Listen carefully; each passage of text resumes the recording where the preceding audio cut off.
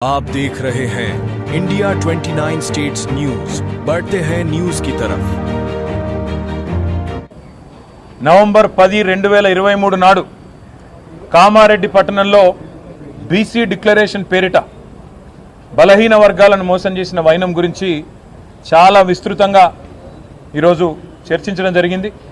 దాదాపుగా 20-25 మంది తమ తమ అభిప్రాయాలను పూర్తి స్థాయిలో మరి వివరంగా చెప్పడం కూడా జరిగింది.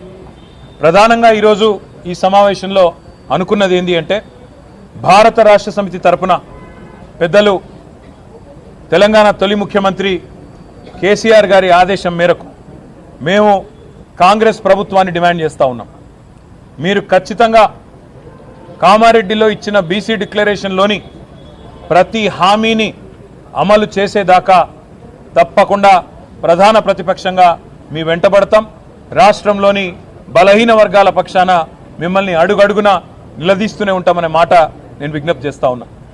ఇందులో ప్రధానమైనది ఇవాళ రాజ్యాధికారంలో ముఖ్యంగా స్థానిక సంస్థల్లో వాటా పెంచుతామని చెప్పిన మాట, 42% రిజర్వేషన్లు అమలు చేస్తామనే మాట ఏదైతే కాంగ్రెస్ పార్టీ చెప్పిందో, కాంగ్రెస్ పార్టీని మేము ఈరోజు డిమాండ్ చేసేది ఏమంటే, సమగ్ర కులగణన వెంటనే స్టార్ట్ చేయండి. మాటలకే పరిమితం కాకండి.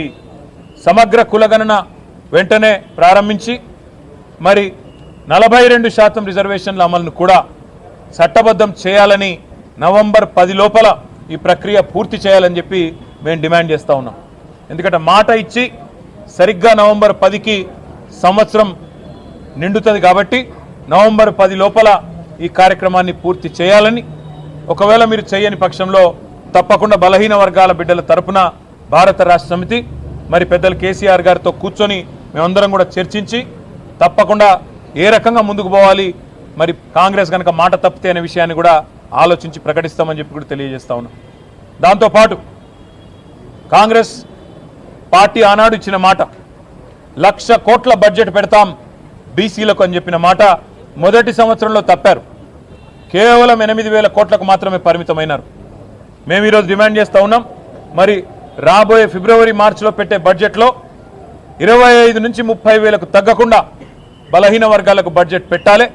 బీసీ సబ్ ప్లాన్ కూడా మీరే మాటిచ్చారు.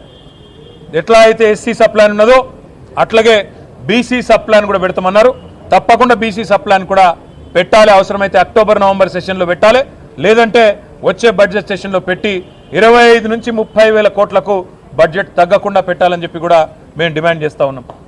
India 29 States News. Please support my channel, like, share and subscribe my channel.